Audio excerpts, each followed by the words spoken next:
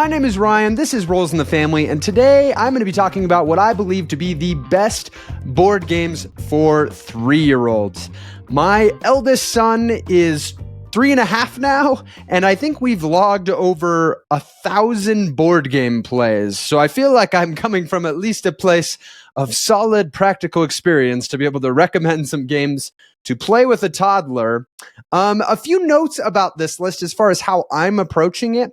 I definitely err on the side of kind of games that you could start introducing at 3, and it might be a challenge at 3, but you know, they could grow with the game, or it really could be like ages 3 to 5. Honestly, it's really hard to pin down a specific age because kids are so different, but I'm kind of erring on the side of like this would be the earlier age that these could be introduced. It also is kind of assuming that they at this point have had some exposure to games, so know what a game is, taking turns. If that's not the case, if they're completely new, I actually would recommend checking out my previous video, which was the best board games for 2-year-olds, which is really what I believe to be the best completely introductory from scratch games, whereas this is kind of like tier 2. They've gotten some of those foundational things and may be ready to move into that. But you know your kid, you can use your best judgment as to, you know, if you're listening through this and it seems like maybe these are a little bit much, or if they are ready for them. You know, when you're playing games with a 3-year-old, it's still very much helping them a lot, a learning experience. Be prepared to be very patient. It's very common with some of these games that, you know, maybe are some of the favorites that I play with my 3-year-old, that the first 10 plays were more of a struggle as they kind of learn it. You know, you might have games that you don't even finish, you know, but you're laying the groundwork. And so just be prepared to be patient. You're working with a 3-year-old. But I do think it is worth it. Like the work you put in really does pay off. It's very rewarding in what board games can offer for their learning development, as well as just sharing a fun experience together and the bonding there. So highly, highly recommend sticking with it. I have 9 games to talk about today, and I'm going to be listing these roughly in the order that I would introduce them. So it's kind of from like lowest complexity, first thing after some of my two-year-old recommendations, and kind of getting more complex from there. And I should mention that it's not like these games are just for 3-year-olds. A lot of these games do work well even with older kids, if you have older siblings, and I'll kind of touch on that maybe on the individual games. But let's just go ahead and jump into it. My first recommendation is going to be my first Castle Panic. This is there's a lot of examples of this actually, of a modern board game that's not a kid's game being reworked to be a kid's game, so a kid's version of another game. So there is a game called Castle Panic, and this is kind of an introductory version of it where it's kind of this cooperative castle defense, you know, where the monsters are walking towards your castle and you're trying to take them all out before they hit your castle. And the way you're going to be doing this is by using cards that show a colored shape. So for example, if I have the green triangle card, I can use that on my turn to defeat the monster that's on the green triangle space. So each space on the path has a unique colored shape. And so every turn you're drawing a card and then trying to pick, you know, which of these monsters do I want to hit? And if I can't hit any, you also can share cards. So there's a little bit of the cooperation of, oh, could I use your card to be able to defeat this monster? And then at the end of each turn, the monsters move one space closer and a new monster comes out. And so I think this is just a really good kind of next step with cooperative games. It really boils down to just that color and shape matching. So it's good practice with that, depending on how, you know, good your child is at that kind of matching. But there's also some kind of nice layers here. Like it's very easy for them to play, especially if you're helping them. But there start to be some layers that they might kind of see as they go, or maybe you have older kids that might still enjoy playing it for some of these reasons.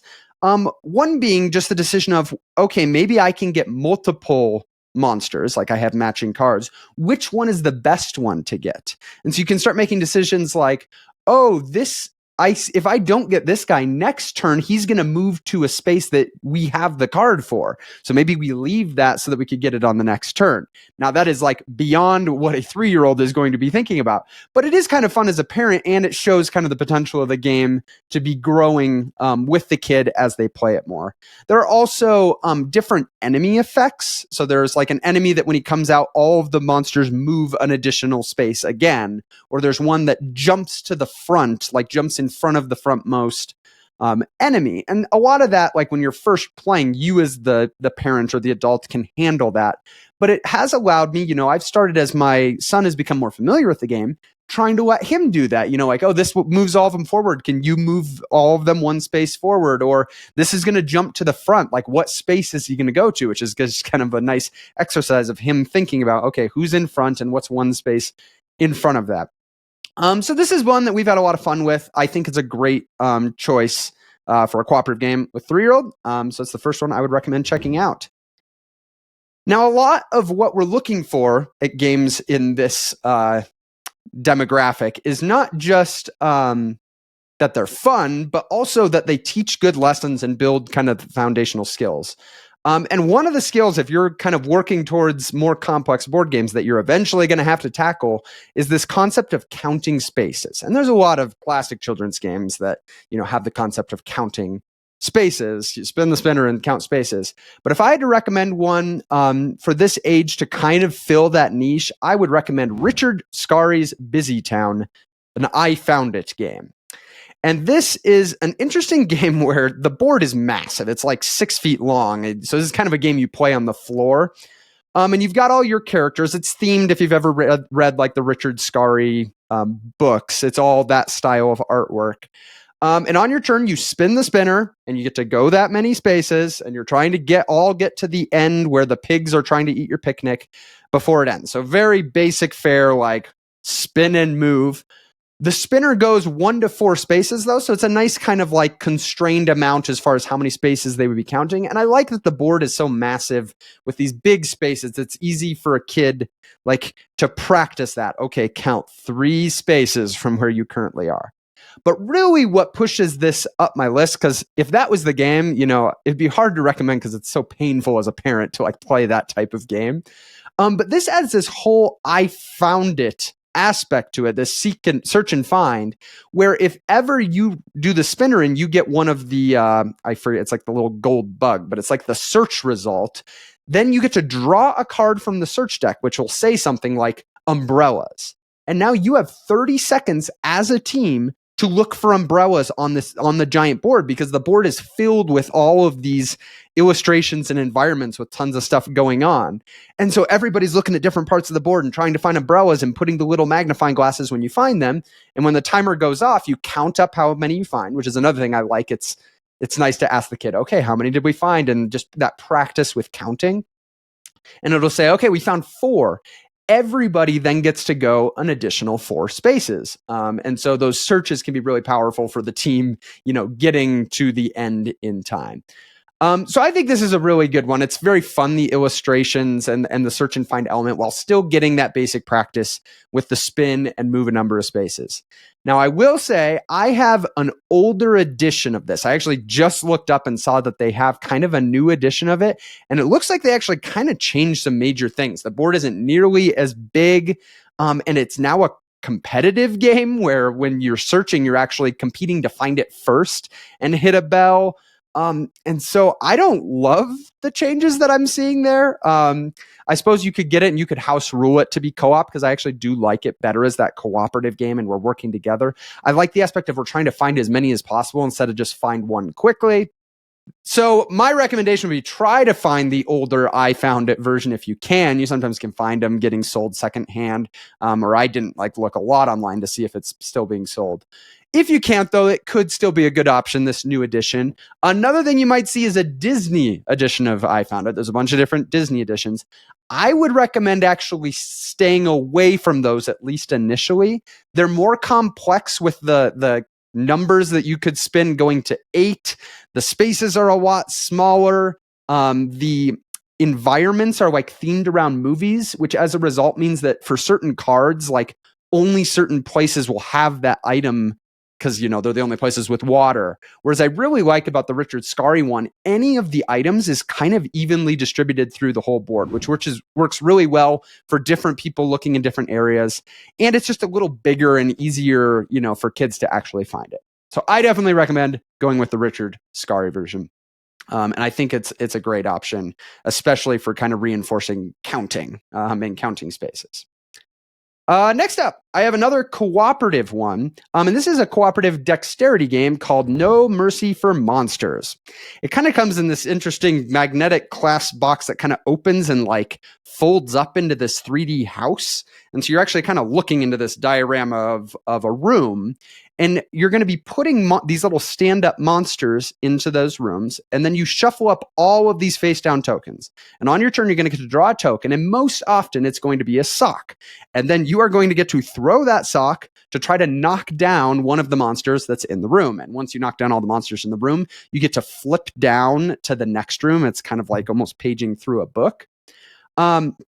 And then you keep doing that. But there's some other things that you could get, when you're drawing these tokens.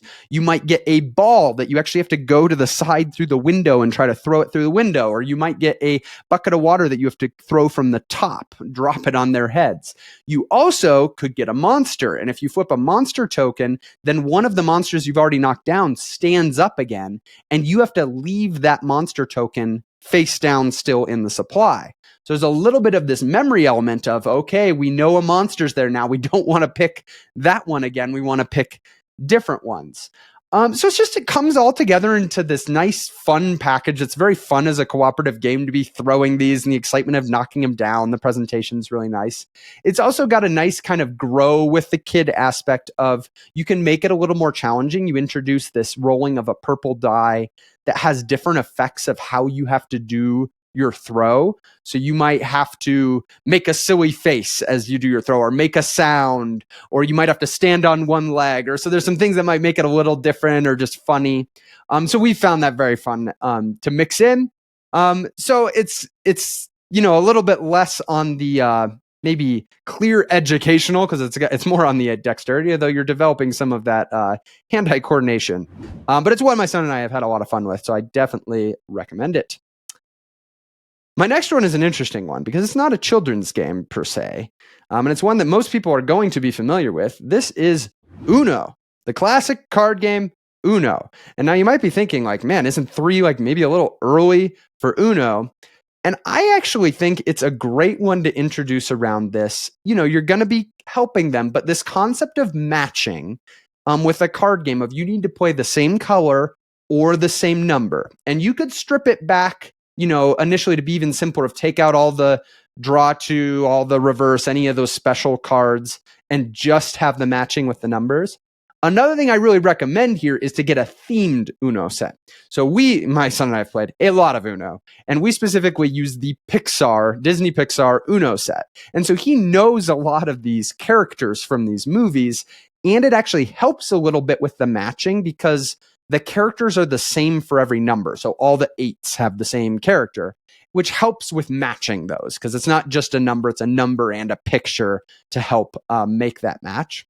And so I think it actually works really well and kind of develops some of these skills of kind of getting into card games, which isn't something a lot of other kids games do. Now, one thing to note here is kids have a hard time holding cards, right? And so what I recommend is, first of all, when you start playing Uno, just have them face up on the table. Just play open hand. That also allows you to help them a little bit. And, sometimes I'll see that my son thinks he needs to draw, but it's like, oh, look again. I think you have a match. But then the other thing I recommend is as they get more familiar with it, you can actually buy, I think it's Game Right that produces the little hands holder. I'll end up showing a picture of it here in the actual video you're watching. But this is a nice little handheld thing that lets them stick cards into it. And so it allows someone with very small hands, such as a 3-year-old, to hold a hand of cards. My son can have 16 cards in there and they're all stuffed in there. And it takes a little bit for them to learn how to use it. But once they do, it really allows them to play some of these card games while keeping their hand hidden that they otherwise just couldn't practically play because there's the size of their hand. So I'll be sure to link that in the description as well. Next up, is a game that's a little bit similar to Uno, but takes it and kind of makes it into a stacking dexterity game. And this is Rhino Hero. So in Rhino Hero, it's the same concept where you're trying to get rid of your cards, but the way you get rid of your cards is you choose one to play as the roof on the tower that you're building. And each roof is going to then show the next shapes of the walls that are going to get added on top of it. And the walls are just these folded cards. And so you're kind of making this giant card house collectively. But some of the cards have special effects, like you might, some of your basic stuff, like you might skip the next person or make them draw a card, or you might. But the most fun special effect is there's one that forces the next player, to move the Rhino Hero. So there's this little Rhino superhero meeple thing. And if I play a Rhino, you on your turn need to move the Rhino from wherever he currently is to that icon on that floor. And so as the game goes on, the Rhino's already going to be in the tower somewhere. And so you have to carefully go in and like remove him from the tower and then move him up into this other spot, which is just a nice little twist on the formula that adds a lot of fun and the chance of maybe knocking it over. Which segues into the other consideration here, which is the game almost always ends with the tower getting knocked over, which with a 3-year-old can be a little bit tricky. My son definitely sometimes gets nervous and almost like doesn't want to finish the game sometimes when we get here, or there's just, that sense of like, I don't want to knock it down. Now, I think that's a good opportunity for a learning, experience here and helping them to just understand that games are for fun, right? It's okay if you win and you lose, and this is what the game happens. And just being able to practice that. So many of my recommendations for younger kids are cooperative, which is great, and there's a reason for that. But it is nice to sprinkle in some competitive ones. Uno's another example, where you can practice this handling winning well and handling losing well, because that is a really nice foundational skill to be the type of gamer that people are going to want to play with in the future. So that is Rhino Hero. There is like a bigger version of Rhino Hero, Super Battle, that we haven't actually played and maybe is better geared to a little bit older kids since it has some additional complexity, but maybe worth checking out if you find that you really enjoy Rhino Hero. So I think I'm getting to the point in my list where this is starting to get a little bit like, maybe pushing 3-year-olds a little bit. And these are games that also work really well with old kids that are older than 3. And if you have older siblings, but I have found that, they can work with 3-year-olds well, and if you're helping and they can learn it. The first of these is Dragon's Breath. Now, I will have to note here, Dragon's Breath definitely has like tons of choking hazards because it comes with all these tiny gem pieces that are quite small for a kid's game. So you just have to know this is the type of game you want to always play with them, and you don't want to just like leave this out. But it's a very unique game where there is this tower of rings that's stacked up, and you're going to then fill that with all of these colored gems. So you kind of have this structure at the beginning of the game. And then thematically, each turn, one player is going to be the dragon that's going to be breathing fire to melt one of the ice rings. You take one of the ice rings off, and then you see which gems fall. Because before you take it off, you're going to have the opportunity to draft which color you think is going to fall. So there's the 5 little tokens for the colors. And so you're kind of looking at this tower and being like, oh, there's a few reds that are like right there on the edge. I'm going to take the red one because I think the reds are going to fall. And you go around the table and everybody gets to take one. And then the last person, that's the dragon, gets to take it off. And any gems that fall that match your color, you get to put in your little corner. The box has kind of a storage way that you can store your gems that you've collected. So it's all about kind of like assessing the physical probabilities of this tower and selecting a color. Now, why I think it works well, even with very young kids, is one, the requirements to play they can handle. It's like, pick a color. Like, even if they're not making a smart decision, like I remember there were times my son would get locked in on just his favorite color and he picked it every time. And it's like, well, I think you are going to lose. And at the end of the game, you open it up and that's the only color in his thing. But you're still learning a lot of the structure of the game that's going to, get that out of the way so later they can start realizing this. And I definitely watched it happen. My son got better at it, and it, now very much does look at like what he thinks is going to happen. It's also a very fun one to play as an adult and play with other adults or older siblings because it's just a fun decision, and it is kind of an ambiguous decision. Like a lot of times kids games can fall into like for an adult, it's like, well, this is the right decision. This is the best thing to do. There's not really like interesting decisions.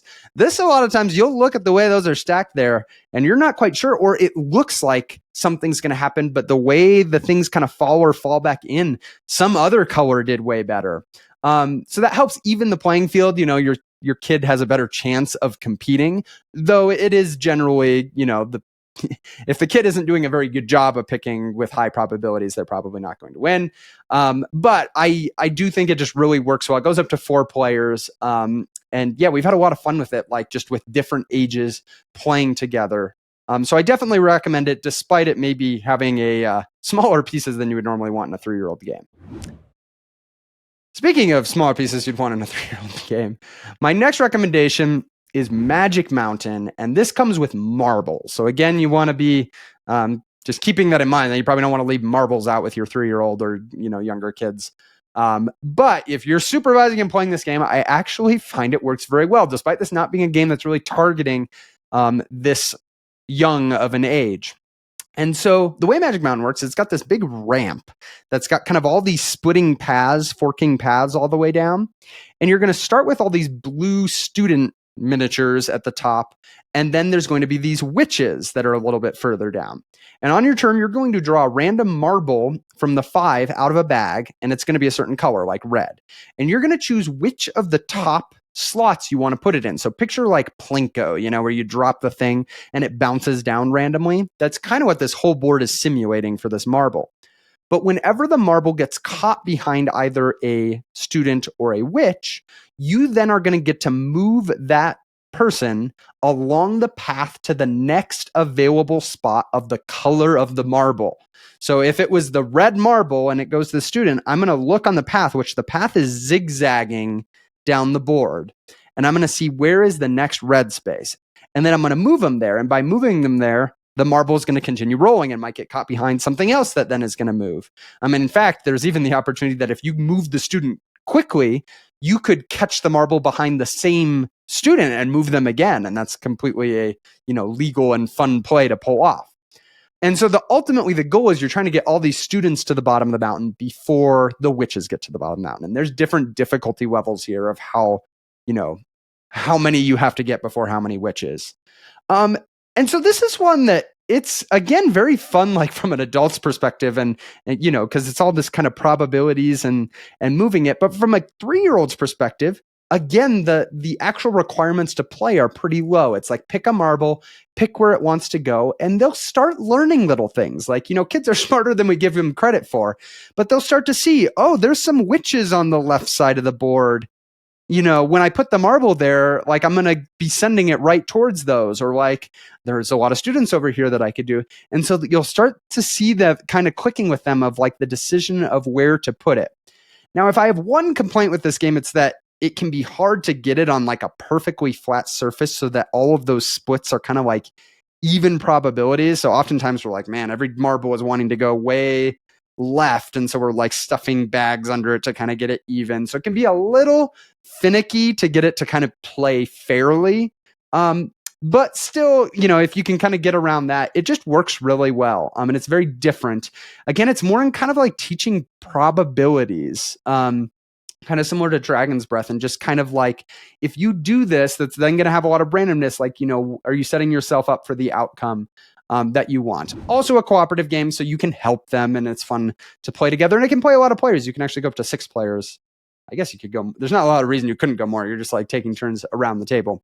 But we've had a lot of fun with this one. It was one that I picked up because it actually won the Kennerspiel, which is like the German kids game of the year a year or 2 ago. And it was at my local game store, and I picked it up thinking, oh, this will probably be a little down the road, but then it actually worked really well. And we've played it a ton since my son has been 3. So have to recommend it on this list for that reason.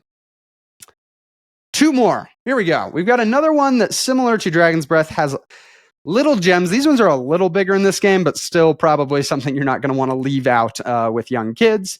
This is Hammer Time.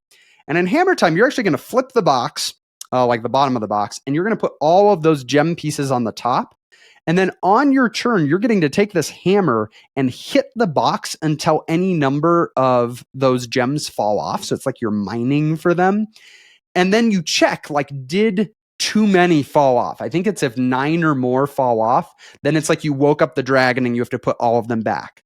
But if fewer than 9 fell off, then you get to take any of them to apply to your whatever your current kind of goal card is. So you might have a card that says, I need to get 2 reds and 2 greens. And so when you're hitting it, you're kind of picking, like, where can I hit that I'm maybe going to get some of those or get the wild clear ones that I could use. And so you get to place any of those gems on your card. Once you complete your card, you flip it and go to the next card. And it's basically a race to get 4 cards completed. And so this is, again, kind of a dexterity one. It's like a dexterity push your luck, because you want to get a lot of gems, because the more gems you get, the quicker you can go, the better chance you're getting the colors you want. But the more you push your luck, the closer you're going to be to busting. And, there's so many times you think you're doing it just right, and then 20 of them come down because it's, you hit it too hard.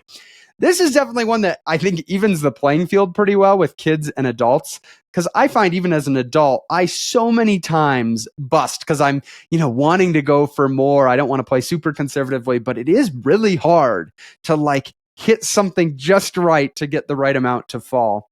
So I think that's nice. This is definitely one that can grow with the kids. Like, at the very simplest, you can kind of help them with that. It's a good practice with matching onto these cards. But eventually you can add in, kind of similar to No Mercy for Monsters, this die that you roll that makes you do some different thing with how you hit. Like, you might use your fist instead of the hammer. You might have to put your head on the table while you hit it, or use the backside of the hammer. So it's just some fun little twist to add some variety into the game. There's some other module with, like, these cards that we've never used that add some other objectives. So I guess that's something you could look at as the kid gets older. But yeah, this is one that early on, my son definitely struggled with it, because it is hard, to not, and he tends to play a lot more conservatively. So there's a lot of times where he's just getting 1 or 2 because he's just, chipping away at it until something falls. But sometimes it works because dad's over here trying to do really well and, like, actually accidentally drops a bunch while he slowly completes his cards. So I think it's fun for that reason. And kind of another one that mixes in dexterity. Sometimes dexterity is just a nice thing in kids' games because it's very natural for kids, but then still kind of has some nice game elements for them to work their brains and kind of where they should be hitting the box.